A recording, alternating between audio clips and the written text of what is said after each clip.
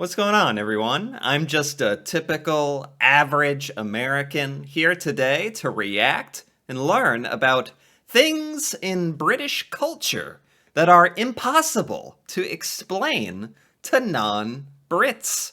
Huh. Which, kind of begs the question, what is this video about? If it's impossible to explain, or maybe they're gonna do their very best attempt at explaining things that are impossible to explain to non-Brits like me, or, there's no need to get all philosophical about this. Let's just check it out. That should be very interesting. Very interesting to me, in particular, from my point of view.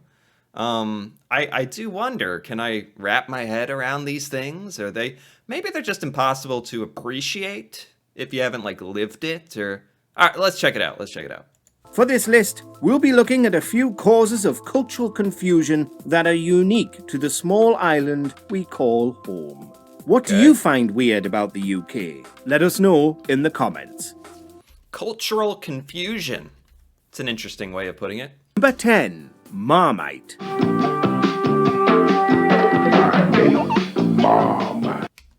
Marmite. Yeast extract? What do you do with it?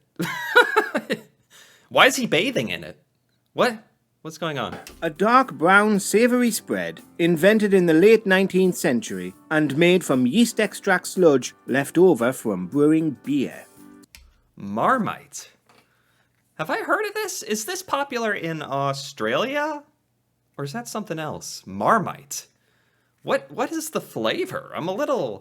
This is not something that exists in the United States, that's for sure. I don't know if this is impossible to explain. Maybe it is impossible to explain without, tasting it? Sounds yummy. Well, actually, it doesn't. But Marmite fans know the very real joy it can bring when spread thinly on hot buttered toast, with a fresh brewed cup of tea to balance out the salty flavour.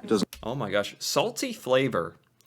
That in particular is not something that Americans really, there's nothing I can really think of that Americans enjoy in the form of a paste or sauce of it, a dark salty flavor. Doesn't take long before new recruit Callum Howe finds another jar in a shocking state. Oh no. What's the matter? It's a baby one. Okay, don't panic. It's not been used in months. Not all Brits feel the same though, and Marmite is famously marketed as a polarising food that you either love or hate. Ah, okay. I think I've heard of this. Gosh, I don't know when or where I would have heard of this. But just the name, the brand name, Marmite. Oh, look at this kid. he is not enjoying it. So at least Marmite understands that it's extremely strange flavor. Salty. Okay. The proper stuff is only manufactured in the UK in the Burton-on-Trent Marmite factory. It's been there since 1902 and produces roughly 50 million jars in a year. And no, Australia, Vegemite is not as good. Vegemite. That's what it is. Vegemite. This is not Vegemite. This is Marmite. I've heard of Vegemite. Gosh, I don't understand. I don't understand. I don't know if it's impossible to explain, but yeah, I'm not familiar with this. Okay. Number 9. Public schools are private schools. Okay. Settle down. Yeah, I guess before they explain, I'll give the American point of view. Public schools are just public, funded by the government, open to everybody for an education. Private schools, basically each family, your parents have to decide to transfer you to a private school. They're going to have to pay a yearly fee. They're typically associated with being extremely expensive, very kind of upper classity kind of thing. $30,000 a year kind of schooling. So the families that go to these private schools kind of want to be amongst each other and have a very controlled sort of student population. Anyway, that's my understanding of it in America. I went to a public school my entire life, but public school is not private school in the United States, so. You'll often hear it said that our country is run by public school boys. However, this doesn't mean what it might in other parts of the world. It doesn't imply that these politicians went to state-funded institutions and pulled themselves up by their bootstraps. It suggests that they were born into extreme privilege and attended some of the most prestigious fee-paying schools in the world. In the UK, we refer to schools for the general public as state schools, and private schools for the wealthy as public schools or independent schools. Oh, wow. Yeah, that would have a totally different meaning if an American heard it. State school. So what's a public school in America is a state school in Britain. And in Britain, a public school is a private school in the United States. This isn't impossible to explain. I think I get it. Okay. Except not all private schools are called public schools. Oh. Some do actually call themselves private schools. And most call themselves charities too. Registered charities. Okay, there are some nuances here that are probably not, I'm not totally understanding. Confused yet? No more than you should be. Number 8. Insults are our love language. Terms of affection and endearment are different the world over.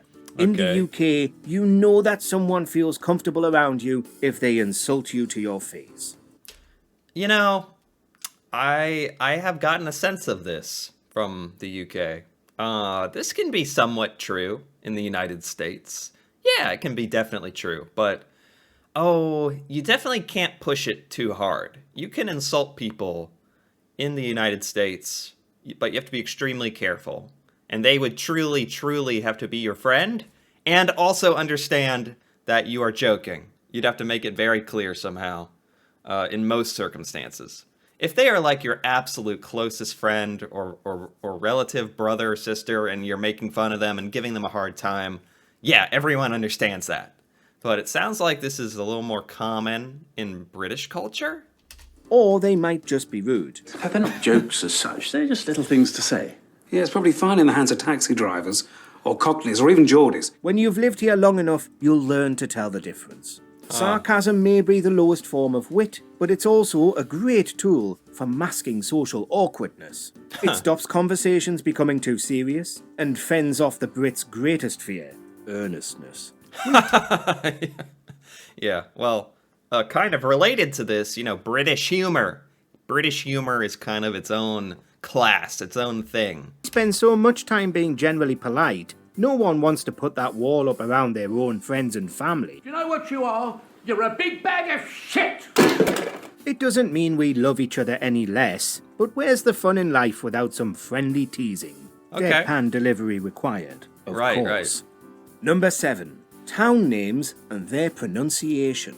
British place names are famously difficult for tourists to get their head around. Yes. The way I would pronounce this would not be good. Even native-born Brits will get What? tripped up What is this? at some point. The English language has a checkered history.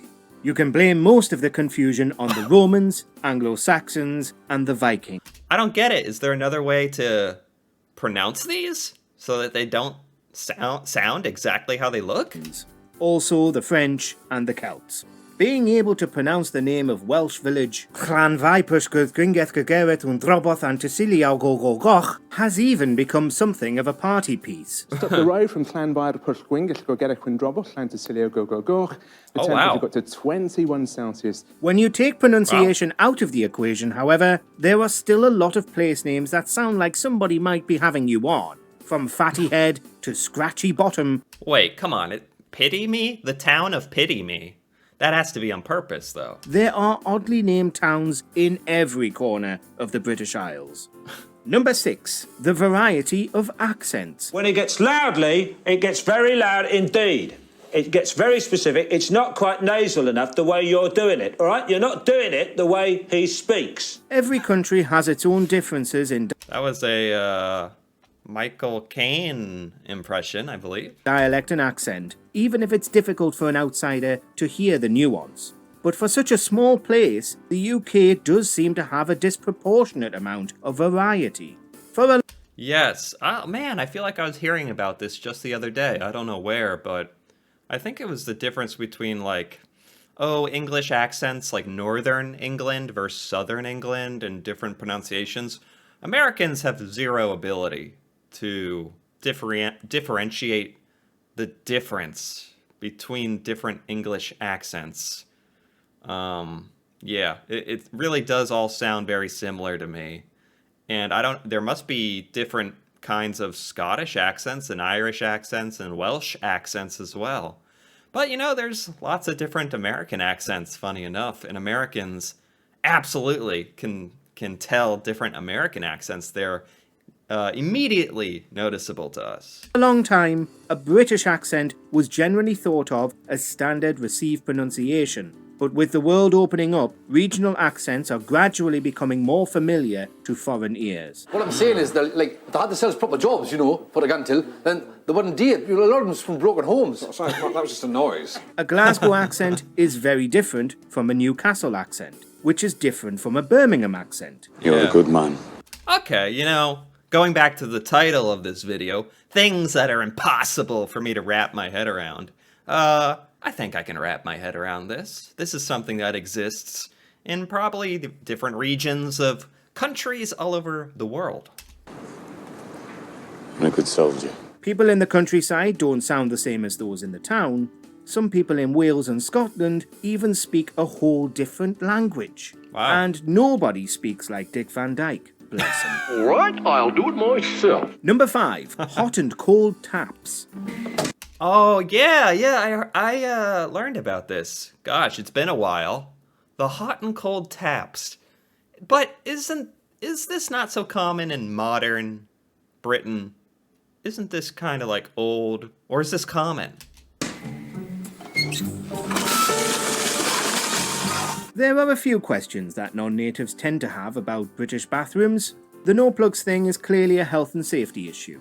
The carpets are about keeping warm, but separate taps for hot and cold, they're a bit more difficult to justify. We do have our reasons, they're just not really relevant anymore. Yeah. Historically, cold water came from the mains and was safe to drink. I'm quite all right, Barbara. I ran it under a cold tap. Hot water was a later addition to UK households. Okay. When it did arrive, it was usually heated in a tank in the loft. Therefore, it wasn't as fresh. Modern bathrooms do sometimes have mixer taps. They've just not really caught on yet.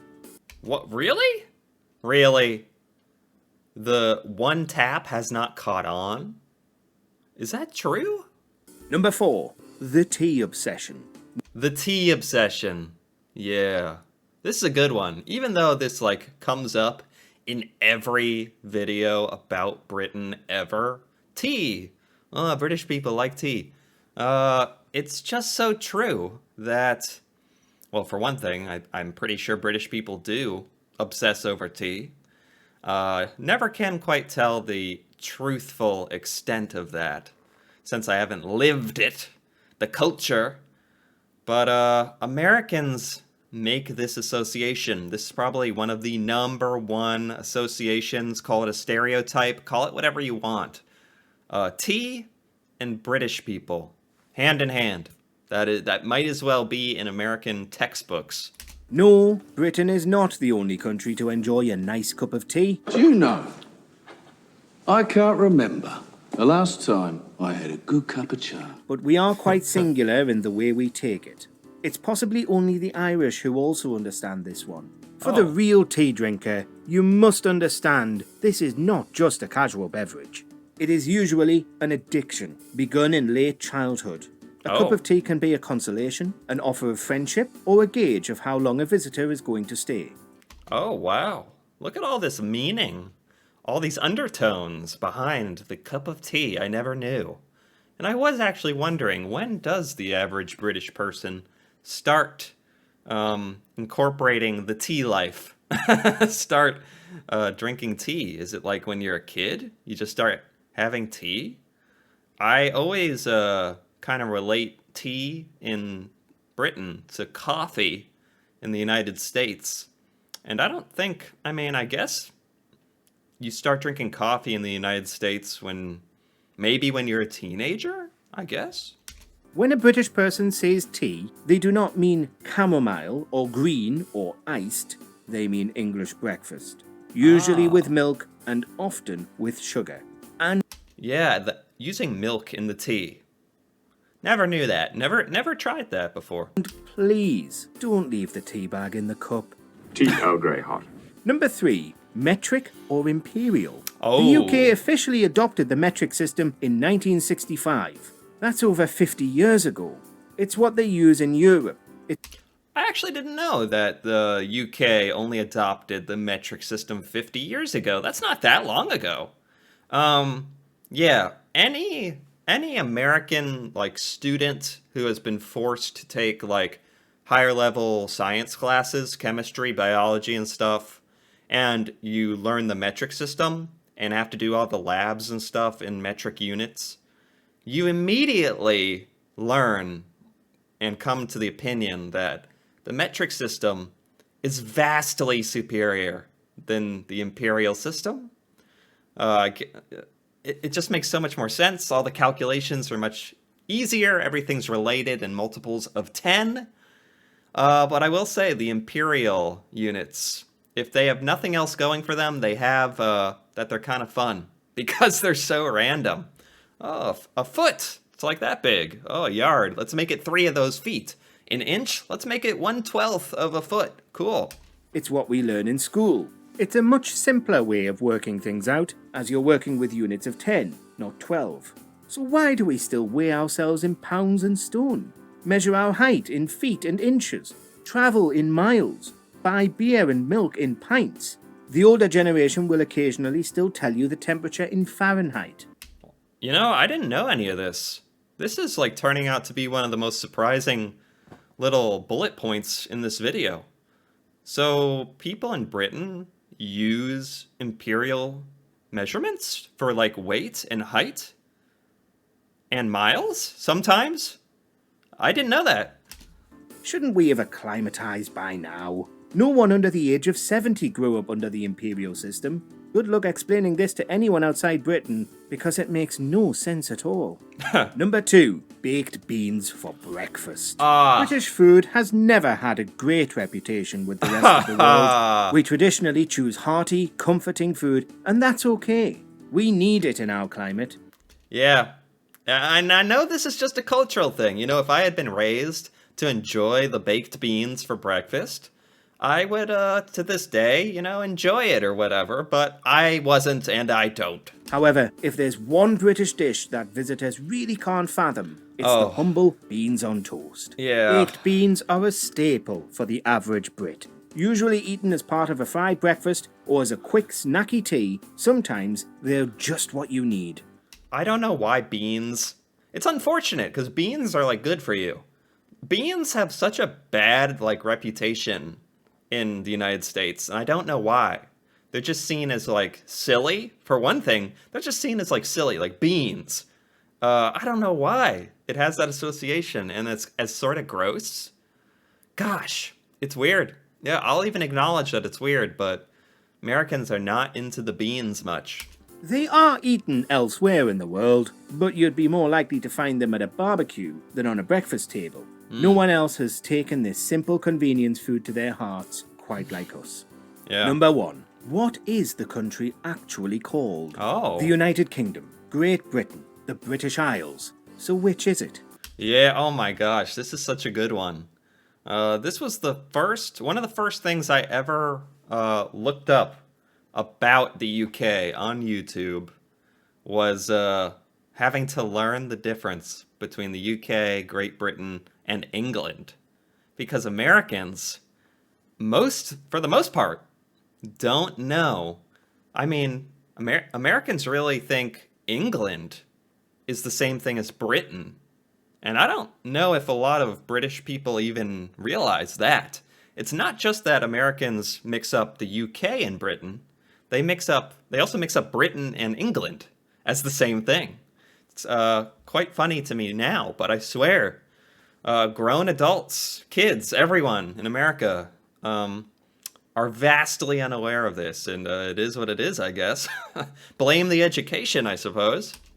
Well, the British Isles is a geographical term. It describes a group of islands including Great Britain, the island of Ireland, the Isle of Man, the Scottish Isles, and the Scilly Isles. Yeah, that's just like everything, basically. Great Britain is the biggest island in the group and is made up of England, Scotland, and Wales. But not Northern Ireland. The United Kingdom is a political union. Full name, the United Kingdom of Great Britain and Northern Ireland. It includes England, Scotland, Wales, and Northern Ireland. Right. The red, white, and blue flag is the Union flag, or Union Jack, and is composed of flags from England, Scotland, and Northern Ireland, but not Wales. Got it? Right. Do you agree with our picks? Check out this other recent clip from Watch Mojo UK. Okay, that was pretty good. That was pretty darn good. There were actually plenty of things here that, you know, it said it'd be impossible to explain to a non-Brit like me. Some of these were difficult to explain. Some of them I know I don't quite understand, so the title is not totally untrue. Some of these things were possible to explain to me, I think. At any rate, they were enjoyable. Were there any... I like to look at the comments. Were there any funny comments? If you teach a foreigner this stuff, they'll understand most of it in a week. Yeah, I think a lot of this stuff was pretty understandable, to be honest. I won a year's supply of Marmites in a competition once. 1 jar. That reminds me of, like, winning a lifetime supply of chapstick. 1 stick. 1 stick of chapstick. That'll do it. You only spread Marmite very thin, so it's a strong taste. Oh, is it British metric or imperial? Yes. Okay, these are pretty funny. All right, this was a good video. There was some good stuff in here. I learned a bit, and that's all we can ever ask, isn't it?